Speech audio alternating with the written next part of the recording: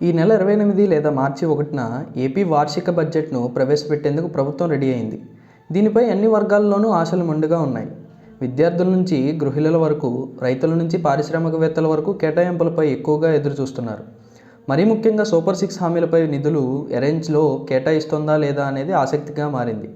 ఈ విషయంపై ఇటు కూటమి పార్టీల్లోనూ, అటు సాధారణ ప్రజల్లోనూ చర్చ జరుగుతోంది. ప్రధానంగా 3 పథకాలకు ఈ దఫా తొలి పూర్తి స్థాయి బడ్జెట్లో కూటమి ప్రభుత్వం నిధులు కేటాయిస్తున్నట్టు తెలిసింది. గత ఏడాది ఎన్నికల్లో ఇచ్చిన సూపర్ 6 హామీల్లో కీలకమైనవి 3 ఉన్నాయి. మాతృవందనం, రైతులకు అన్నదాత సుఖీభవ, నిరుద్యోగ భృతి. అదేవిధంగా ఆడబిడ్డ నిధి కూడా ఉంది. ఇవన్నీ కూడా సొమ్ములతో ముడిపడిన వ్యవహారాలే. దీంతో 8 నెలలు గడిచినా వీటిపై సర్కారు ఎలాంటి నిర్ణయం తీసుకోలేకపోయింది. తాజాగా ప్రవేశపెట్టే బడ్జెట్ ఏప్రిల్ నుంచి అమలు కానున్న నేపథ్యంలో వచ్చే ఏడాదిలో అయినా ఈ పథకాలను అమలు చేయాలని ప్రజల నుంచి ఫీడ్బ్యాక్ వస్తోంది. మరీ ముఖ్యంగా విపక్షాల నుంచి కూడా కొంత మేరకు విమర్శలు ప్రారంభమయ్యాయి.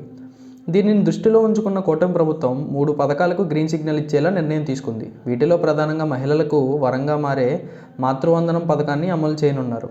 అదేవిధంగా రైతులను మెప్పించేందుకు అన్నదాత సుఖీభవ కింద ఏటా ఇస్తామన్న 20,000ను ఇవ్వనున్నారు. అయితే దీనిలో కేంద్రం ఇస్తున్న 6,000 రూపాయలు మినహాయించి మిగిలిన మొత్తాన్ని ఇవ్వనున్నట్టు తెలుస్తోంది. ఈ మేరకు బడ్జెట్లో నిధులు కేటాయించినట్టు సమాచారం. అలాగే నిరుద్యోగ భృతి కోసం కూడా నిధులు కేటాయింపు జరిగినట్టు ప్రభుత్వ వర్గాలు భావిస్తున్నాయి.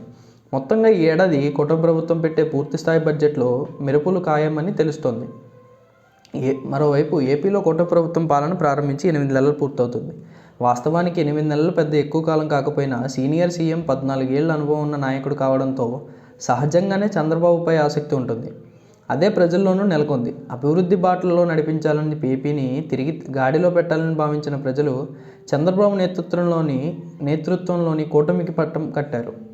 ఈ నేపథ్యంలో తాజాగా జరిగిన టెలికాన్ఫరెన్స్లో ఆయా విషయాలను చంద్రబాబు ప్రస్తావించారు.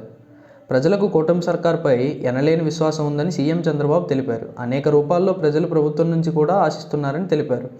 ఈ క్రమంలో ఈ 8 నెలల కాలంలో కూటమి వరంగా సాధించిన విజయాలను ప్రజల మధ్యకు తీసుకెళ్లి వివరించాలని చంద్రబాబు సూచించారు.